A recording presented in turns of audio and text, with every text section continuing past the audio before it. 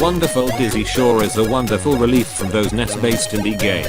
After many years, the Oliver Twins and Company returned with a brand new Dizzy adventure, and the price you must pay for it is absolutely flufful.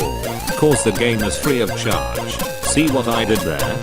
Clearly the game knows how to stand out on this different era by being so affordable that even most of the broke generation that live with their parents can easily get this game. Basically speaking, the game is more classic Dizzy based exploring action, cheap deaths and all. No, that's not a negative, because unlike previous Dizzy games, you have 3 lives. So just be careful and don't die. When you start the game, you are graced with colorful images that do give some good first impressions. However, that is also the game's weakness, because the nicely animated yet slower snail menu is just too slow. I guess the game is trying too hard to not suck. But obviously the graphical effects are not the only thing that counts in a game. Unfortunately the game also starts with the left foot on that, because the default controls are awkward, so I would recommend you change them immediately, as soon as the moving letters that form the menu options feel like appearing on screen. I recommend you give it a good QAOP. When you start playing, you must find a key item to open the door of your house, so you can start doing the same thing for the rest of the game. I know what some are probably thinking though. What are those black eyes on Dizzy's sprite? Well, some may call it tradition. I call it an old flaw that is excused by the poisonous notion called nostalgia. While it is understandable to keep the old sprite from the previous Spectrum Dizzy games, it's certainly not a good idea to keep a creepy EXE look for a character that is supposed to be cute and adorable.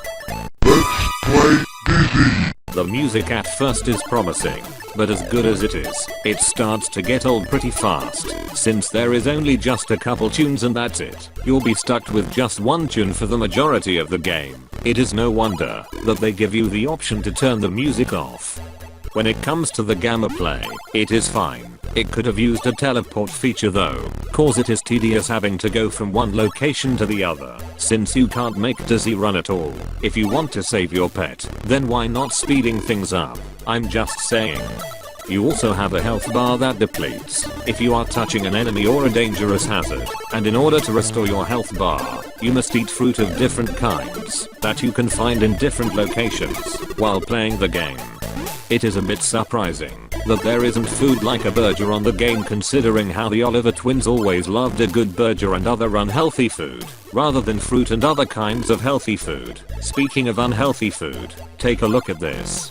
It is a Batman Returns themed Happy Meal from the 90s. Hey you heavy eating people called mukbangers, here's an idea for you. Make your own McDonald's Batman Returns themed mukbang, while also showing the toys that actually generated controversy among parents due to how the movie wasn't made for children.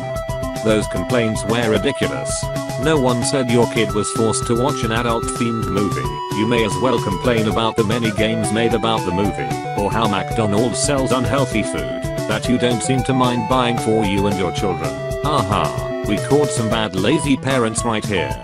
It is no wonder there is fat people making mukbang videos everywhere nowadays, in conjunction with how fat people hurts everybody financially generally speaking. Yes, that is harsh, but it is also a big fat fact. Anyways, let's get back to Dizzy. No. The other thing worth mentioning in this game is that for some reason, they also give you an option to restart your game at any point while playing the game, just by pressing one of the keys. Are you Gowlies? Who was the bloody idiot that asked for this? Talk about self-destruct your progress. There is however some funny dialogue that can be found while playing the game, like Dizzy himself saying things that shallow and boring sensitive people would classify as quote unquote rude and very mean. If you think that is bad, then how about making references to alcohol and the dark web? Or how about two old fanboys still arguing about which microcomputer is better, the Spectrum or the Commodore 64? Clearly these two need to get some good grabbable balloons. Wink wink. Even if you can't find very big ones on the streets usually speaking. A good thing about the game is that you can also play it on your portable handheld of choice if you want. Cough, preferably not on a Spectrum Vega Plus though, cough cough. But sadly, that is at the cost of being stuck with the limitations of the hardware. Yes, the game gives it all on the graphics, but once again, that is also his weakness, since it's very difficult to make Spectrum games have scrolling while retaining colors on the screen. We are not trying to be too negative here though. It is a perfectly fine game. It's just that it may not be your cup of tea.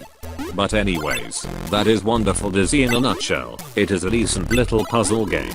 And hey, for being a free official game that you can play in plenty of different ways, you can't really complain too much.